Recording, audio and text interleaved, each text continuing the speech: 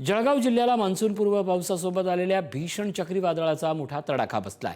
पारोळा तालुक्यातील अनेक गावांना वादळाचा फटका बसला असून विशेषतः चोरवड परिसरात प्रचंड नुकसान झाले। वेगवान वाऱ्यामुळे अनेक ठिकाणचे शेडनेट, जनावरांचे गोठे आणि पोल्ट्री फार्म उद्ध्वस्त झालेत। खरीप हंगामाच्या तोंडावरचे संकट आल्यामुळे शेतकरी हवालदिल झालेत।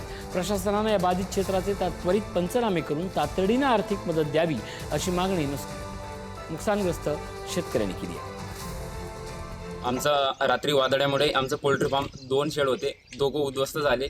त्यामुळे शासनाने काहीतरी मदत करावी ही विनंती आणि लवकरात लवकर सर्वे करावा। 2 वर्षापासून पोल्ट्री तयार केलेला होता तरी सावकारी कर्ज घेऊन नातेवाईकांकडनं असं भला मोठा पोल्ट्री तयार केलेला होता 10,000 पक्षींचा।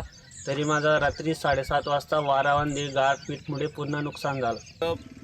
प्रचंड असं हे नुकसान आज शेतकऱ्यांचं आज आम्हाला वर आलेलं आहे। तरी एक शासनाला एक विनंती आहे की लवकरात लवकर पंचनामे करून आम्हाला काहीतरी मदत करावी ही विनंती करतो।